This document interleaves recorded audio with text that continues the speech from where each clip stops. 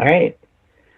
Welcome everybody to the Finance Committee meeting of July 26th, 2022. Just a quick reminder, this is a Zoom meeting and is being recorded, so everyone can view it at your leisure on Littleton Community TV. The recording will be up later today. Short agenda today. I'll go through it really quick. We have reorganization of the Finance Committee, so we are back to a full board, and we have a vacant position as far as the chairmanship of the Finance Committee. We need to appoint a member to the Shaker Lane Building Committee, to which I've had two of our members express an interest. We'll have a finance director update if Alicia joins, and if she has anything, any public input or member updates. And we'll bring on Marilyn if we have any prior minutes to approve. I'm not sure, and then we will adjourn. So with that, you kind of jump over to appointment of Finance Committee chair. I guess got to take a pause here, and if anyone has, if anyone has an interest in that vacancy, why don't you, go ahead and express an interest, or we can entertain nominations. So I'll pause and we'll see if anyone has an interest in raising their hand. I haven't been around for a couple of years, but traditionally, the previous vice chair has ascended to chair, and then we've, suckered somebody into becoming vice chair and ascend to the chair the following year. Is that still in place, or, and I don't have a strong feeling one way or the other, but So Fred, I believe that I haven't been back on for that long, but that seems to still be the way we've been functioning. This one's a little bit different with it kind of being off cycle, so we reorganize and then doing it again. With that being said, I mean, if there's no one else that is anxious to do it, I'd be happy to accept a nomination to fill that role for the remainder of what would have been Gary's time, and then we can reorganize as planned. And then I guess we would then be looking to appoint a vice chair today to backfill that vacancy, if that's the road we head down. So I'll nominate Tyler for chair. I'll second. I'll second as well.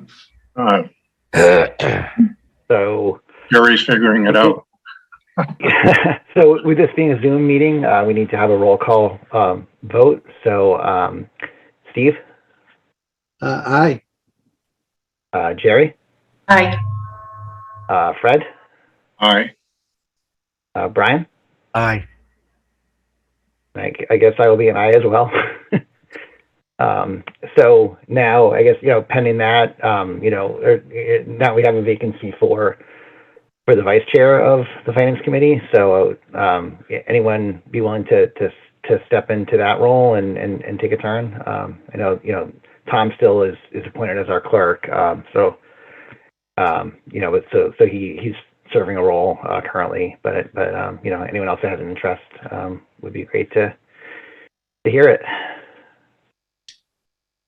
I'll be happy to step forward and take it if nobody else wants it. So I'll nominate Steve. I'll second. Okay. Roll call vote. Brian? Aye. Gary? Aye. Fred? Aye.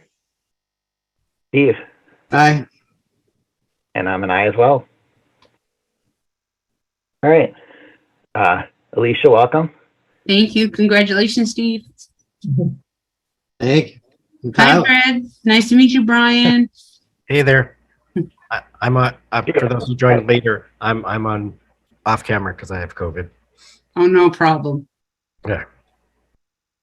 And I guess, before moving on to the next thing, I guess we might as well, Alicia, I don't know if you've met Brian before, but Brian Tyrock's, joining us as our newest member, and we're a full committee again. So So excited to have another return member to the party, and for us to have a full group. Yeah, I have 5 previous years, which I don't even remember how long ago that was, but it's been a while. I think I think like most of us have gone through this a couple different cycles of this at least. It's kind of fun to see. So moving on, so the Shaker Lane building committee is looking for a representative from the finance committee. I guess they're pretty anxious to have their first meeting, as well as to file some paperwork with the state that requires us to have a named representative. So I'm looking. So that was one of the main reasons for this meeting today. I have 2 members kind of email with interest. Brian Tarbox and Steve Venuti have both raised their hands to volunteer. So maybe makes sense to have each of them talk for a minute on their interest, and then if anyone else wants to volunteer as well, and then we can move to making a motion or a vote. Is there only one slot? There is, yeah. There's one slot for Fincom. Given the importance of this project, and given that I am newly back on, I would actually defer to Steve. I was basically volunteering just in case no one else did. Okay. I'd be happy to do it. I mean, I was involved in the last 3 schools that went up, so that's. Okay. So, anyone else? You're pretty silent. Are you interested or not? Or Me? Yeah. No, I don't think I have the time to commit to it. okay. So in that case, I'll nominate Steve Venuti as the school study I think member. Shaker Lane Building Committee. Okay. I'll second. Okay. Roll call vote. Jerry, Aye. Fred, Aye. Brian, Aye. Steve, Aye. and I'm I as well. Great. All right. Moving right along. Alicia, finance director update was next. Did you have anything to need to present to us tonight, or? Yeah, I'm just going to add on, Steve, I'm going to be ex officio on the Shaker Lane Building Committee, so I won't be voting or anything, but I will be present. Okay, I'm going to share my screen. Are you able to see my presentation? Yep. Yep. So today I'm going to discuss the proposed finance reorg. I presented it to the select board on Monday night. Also, the finance office may move upstairs as the land use department is moving into the bottom floor of the library. I also received an invoice for your body to approve the Association of Town Finance Committee annual dues. And I had the select board vote last night on a federal grant policy and procedures I created to be integrated in their financial policies. So this is showing how our current finance organization chart is. So I'm serving as finance director, town accountant, with an assistant town accountant, and we're posting today for the financial analyst job. Sean is leaving as of August, the treasurer collector position. I've removed the assistant finance director from that position, as Sean had a budgeting background, and that's rare to find in treasurer collectors. And the assessor's staying exactly the same. So in the finance office, we've experienced a lot of turnover. My previous finance director, assistant treasurer collector, treasurer, and the retirement of the financial payroll coordinator. So up here, I showed the select board yesterday some of the top reasons for why people are quitting their jobs. Either it's lack of career development or advancement, inadequate total compensation, uncaring, uninspiring leadership, lack of meaningful work, unsustainable work expectations, unreliable and unsupported people, lack of workplace flexibility, lack of support for health and well-being, And I told them a non-inclusive one, welcoming community doesn't count for us. Not unsafe for any of the rest of them. So what I did propose was 3 divisions. This town accountant won't be proposed until the budget cycle. So this financial analyst position that we're trying to fill would take the warrants and receipts that the assistant town accountant does currently. That's her primary focus. Down to the analyst. Then the assistant town accountant could help me with some of the year-end close, some of the entries, as I'm actually training her right now. And I'm going to have her going to the school annually. But in the meantime, if I could have support, as I have a lot of other higher level things going on, this position would really help out my position. Down here, this payroll benefits analyst in green would just be a transfer from HR. Right now, they have it as HR generalist benefits, payroll benefits coordinator. So the benefits piece for entering it into our system and doing the billing would go to the payroll benefits analyst. It would no longer be in human resources. And they also already have a half-time new position for fiscal year 23 funded. And they believe that they could get the other half funded through the schools.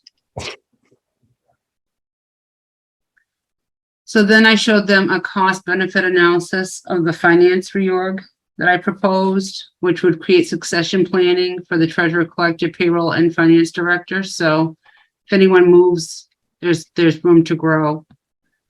It improves financial processes by streamlining payroll functions to reduce the time spent on processing and performing corrections, which has been happening. Sorry about that. It creates redundancy, improved controls, career ladder, sustainability, and quality of life, because a lot of people within the office are not taking vacation or working long hours. Previously, we outsourced the close and state reporting. I do all that in-house. Previously, the treasurer, collector, / assistant finance director was helping me with budgeting. That's not going to happen anymore. The new town accountant will have budgeting and accounting skills to better assist me. I can tackle more high-level tasks with the town administrator, so I don't have to keep pushing stuff aside as it's coming. Right now, most of my stuff, I focus primarily on the day-to-day operations, closing journal entries and reports, because I don't have anybody to help me on that. So when there's more high-level stuff, I'm working extra late to try to get in anything extra. Payroll benefits analyst will be streamlining the payroll process by entering in the new hires, benefit changes provided by HR. In addition, they will also be reconciling the monthly benefits billing in a timely manner. Right now, we've been behind several months, several times, and so we need to bring the billing up to date. I already told you that I've removed the budgeting out of the treasurer collector. That's going to get posted today. The new town accountant position isn't being proposed till fiscal year 24. They'd have to be certified or get certification within 3 years. The HR generalist benefits coordinator would just be a transfer down to us, and they would become a payroll benefits analyst. So I have to still write up that job, get it approved, get it graded, and then that could be advertised. This will streamline the payroll process by having payroll all centralized. The internal controls will be maintained through Munis, which, thank you, Steve, for helping me with that piece. The payroll benefit analyst access will be different from both the payroll financial coordinator and payroll manager to ensure segregation duties. And this will create checks and balances, as HR will still do onboarding, checking the paperwork. And then the payroll benefits analyst will enter it in and check and verify all that information to make sure it's correct before payroll is processed. So on the next slide, I just wanted you to know some of the new things that I have to do. So the GFOA Distinguished Budget Award, I'm working on that. And comprehensive financial report to GFOA. So instead of regular financial statements, instead the town is going to see lots of statistics, a lot more financial information that they weren't accustomed to seeing before.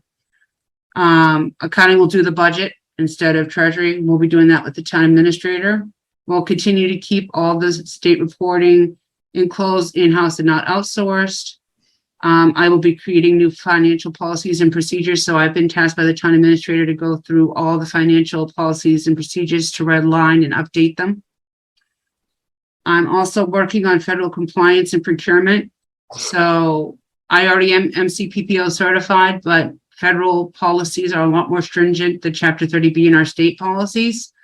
So I want to make sure that we're in compliance since we have ARPA funding, that every dollar that we spend, we're in compliance. So when the auditors come out, they can't say, okay, and I'm talking federal auditors, you weren't in compliance with, federal policies, therefore you have to return the funds back to the federal government. I never want to put us in that position. So I've been working on that. I submitted to the select board last night, Town of Littleton Federal Grant Policy and Procedures, which they voted on to implement into the town's financial policies. That way we will be okay with our new ARPA funding. I scheduled 3 trainings on Combis. Combis is a system by the state so that we can use state contracts to save the town money. So we kind of did testing with the state on some of our supplies, and we found we were paying double what the state contract was. So we'll be having the state come down and train everybody from department heads to staff on how to use it. We're also going to conduct procurement training with all department heads and staff, especially since I implemented POs last year. I started with a $500 threshold. I've reduced it down to $100 threshold for more control, because people seem to be struggling with it, and then they're coming up with invoices and not having POs in place, and that causes an issue with the law at year end because they cannot use current year funds to pay for last year's invoices. It has to be in a purchase order. I'm looking at remodeling contract templates to have town council, the town administrator, me, the finance director, the chief procurement sign off. The contractor should sign off first along with the department. This protects the town. So that way, if there was anything slid in there that didn't, wasn't quite legal, town council would catch it, or violated finance law, I would catch it, or if they didn't have money in place, I would also catch it.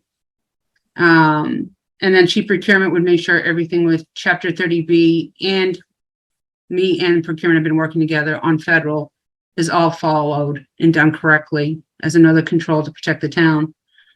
I've been working with the consultants on the chart of accounts to go live September 1st. Unfortunately, Munis has not provided us with a template. We just got it today. So we're going to try to go live with our new chart of accounts on September 1st. We're going to begin upgrading Munis to the newest version on January 1st, and that's just testing. We're actually going to go live on June 30th, and I've heard from other towns and cities that it really affects billing and payroll. So we're going to have a long testing phase just to make sure that everything's working correctly. Also, I have additional projects that get added as needed by the town administrator, and I'm looking to move our office upstairs since land use is moving. This will create better efficiencies with having HR and the town administrator across the hall with us so we can all work together in tandem. And the next is your annual Association of Town Finance Committee dues, which is at $184 for the year. So I just need your approval on that. And I thank you for watching my presentation. And do you have any questions? I had a question earlier on. You said something, I think, about various people being overworked and not taking time off. I know a little while back there was an issue with, I think, the police chief, might have been the fire chief, had so much accrued PTO that we had to do a payout, which probably wasn't expected. I'm just curious, did I hear right? And, is that, I know everyone's crazy busy, and so I don't know that there is an answer, but I'm just curious about that. No, it's true. So because we're very, very siloed, everybody knows they're kind of in one place. So my assistant just does warrants and receipts. I do all the entries. So if I'm gone, there's nobody that really knows how to do what I do. If she's gone, there's nobody below her that knows how to do what she does. And then you have payroll manager that there's no one that knows how to do what she does. Then you have the treasurer was training an assistant, but she left. So now he's training a new assistant, but now he's leaving. Yeah. So it's, unfortunately, there's a lot of that going on. So when people leave or try to take a vacation, it's not like their work is able to be picked up by somebody else, which is concerning. So we're trying to create some redundancies and succession planning so that the town is better protected and people are able to do other people's work, so people are able to take vacation. Well, that's fabulous. I commend you for that. Thank you. Alicia, one of the things you mentioned, financial policies. I know a lot of the town's existing policies need both finance committee and selectmen approval. So you just make sure that you run those things through the Fincom also. Okay, thank you for that, Steve. So I'll also send you all a copy that the select board voted on the federal grant policies and procedures so that you guys can vote on it and look at it. Steve, now do I bring it to Fincom first and then select board for proper procedure? I would think we should probably see it and weigh in on it. Yeah. Okay, I mean, Tyler, what do you think? Yeah, no, I think that's how we've historically done in the past. Steve, it's been a while for me, right? But I mean, I think typically, we would do that, and then There used to be a financial policies working group, which was made up of the selectmen and Fincom and the town treasurer and the finance director. And they would review and approve any changes to policies first, and then it went to the two boards. But I don't know if that group is still in existence or it hadn't met in years. Fred, you remember it, right? I remember it too, and I remember it being incredibly successful. Yeah, this is something that I think Paul Glavy pushed to make happen, and he may have been on Fincom at the time when he did that. Yeah, we suckered him into taking the chair. So Okay. it is something we may want to think about. If you have a lot of changes to policies and stuff, it's a good way to vet policies before you bring it forward. And no, I appreciate Get it that, to the Steve, two because board. I'm going to have a lot to update. So I would absolutely love if you guys were fed it before I send it up. the makeup of it was there was two Fincom members, two selectmen, the treasurer, the finance director, and I even think a school committee person was on the group. Yes, yep, I, that was the makeup. I think you're right. It's always helpful to keep them in the loop. Yeah. And everybody was a voting member, even the treasurer and the finance director. Yeah, thanks, Steve. I didn't recall that, so that's great. We definitely should look at trying to get that reactivated if we're gonna have a whole bunch of changes. Does that make your life easier, Alicia? Yeah, I'm going to pose that to Anthony and let him know, because that would be extremely helpful to me. Great. Another sort of general question just about Fincom.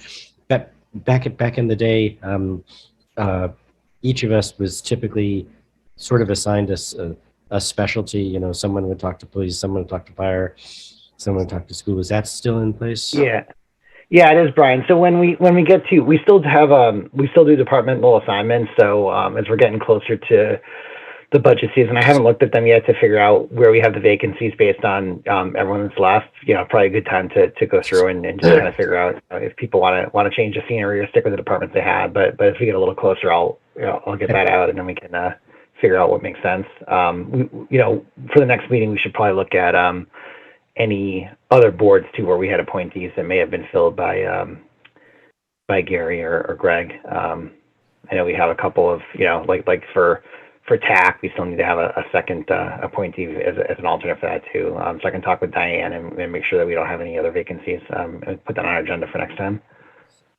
Cool. Thank you. Sure. Alicia, do you want to put back up that slide where you needed our vote just so we can have the numbers in front of us? Absolutely. And is there an upcoming meeting of that group that we should be going to? Sorry, Brian, which group? The Associated Town Finance Committees? Yeah.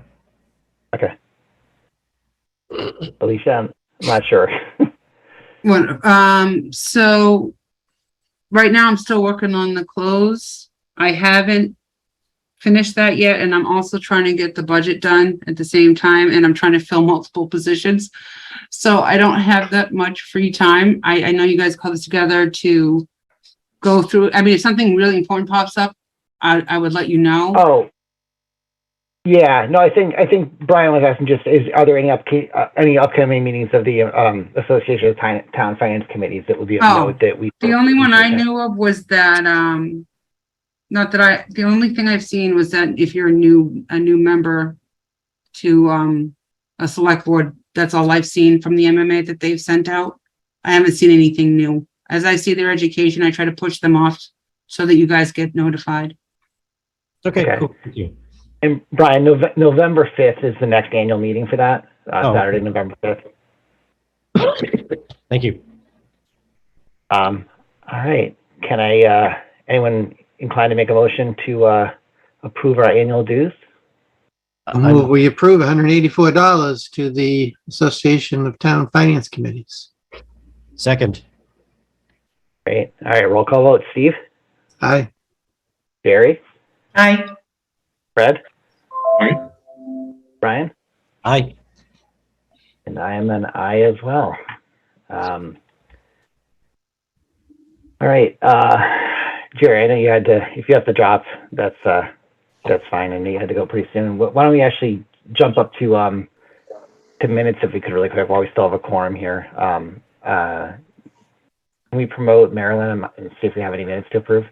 Well, you don't have a quorum that can vote because Brian and I weren't on the committee at that time, so we can't vote the minutes. So you've got 3 of 7. Good point. Okay. We can hold off on that then. I don't think it's a big deal, but just so you don't fall afoul of the open meeting police. So, yeah, no, that's a good point, Fred. I think technically, even if you weren't there, I think you're allowed to vote, but it kind of doesn't make sense since you weren't, if you weren't part of it. Public input. I don't think we have any. We have a hand. Hi, good evening. Hey, Carolyn. Hi, Carolyn Mueller, 80 Stroxbury Drive. This is kind of relating to what you guys were talking about earlier, but you still need a representative to the Community Preservation Committee as well. I just don't want that to get lost. It was Greg, and with his resignation, we still need someone in that to fill that position as well. Okay, Carolyn, when's your next scheduled meeting? We meet on the third Wednesday of each month, so it won't be until August 17th, I think it is. And we've been meeting via Zoom and will until probably we're not allowed to anymore. So if that makes someone's decision easier. You can, Carolyn, till March 2023. Okay, so Oh, thank goodness. yeah. Okay. Yeah, Carolyn, since we're missing a couple of members and I didn't post it, we probably shouldn't appoint to that at this meeting. Nope, So that's I fine. think, but I'll make sure it's on the agenda for the next time. And I guess worst case, you might be down our member for your August meeting, but I'm sure it'll be filled before September. That's fine. I just didn't see it on the agenda and didn't want it to get lost in the shuffle. Yeah, no, I appreciate it. And not knowing who the chair was, I didn't have, although I do have Fred's email, I could have emailed him, but I just didn't have a way to contact anyone, so. Okay, perfect. All right, great, thank you. Carolyn, Thank you much. before you go, just as an aside, were you able to connect with anybody on the Morrison property? I put a bug in their ear and we're checking things out. Okay, But thank you Good. for that. Thanks for passing that on. okay, good. Thank you. All right, moving on to member updates. Jerry, anything? I don't. No. Steve? Nope. Fred? No, I do have one question for Alicia.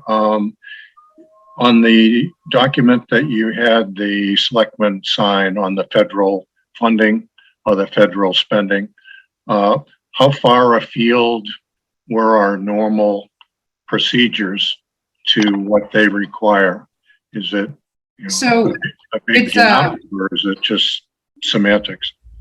it's more, it's 2 CFR 200 for the federal government. They have a different way of procuring, so anything over $250,000, you have to do invitation for bids. So Okay. they have more stringent ways of things that we have to do in their OMB guidance. So I just made sure that we hit everything from federal cash management, equipment purchase and disposition, procedures for determining allowable costs, subrecipient monitoring, which I try to stay away from as much as possible because we just don't have the staff to do it. Audit requirements, methodology to resolve any findings, which we shouldn't have. We didn't have any federal findings, and I want to retain that.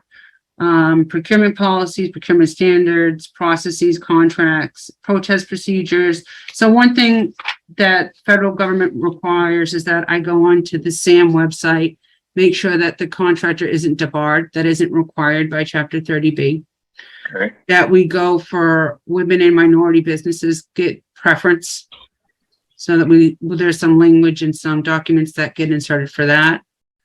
And that everything is procured properly in the way that they're looking at it. So I just want to make sure that we are in line with Chapter 30B, but also with the 200 with the feds, since we Okay, have so- the opera money. So in general, it's just more bureaucratic than the state. Okay. Yeah, But, okay, thank you. but I'm still going to send the whole thing off to your body to look at and vote on. That's fine. Perfect. Thanks, Lisa. Brian? No, just glad to be back, and hopefully at our next meeting I'll be able to breathe. Right. Yeah, I do not have anything either. So I will accept the motion to adjourn. So moved. Second, All right, roll call vote. Steve? Aye. Gary? Aye. Fred? all right. Brian? Aye. I'm an aye as well. Thanks everyone for your time tonight.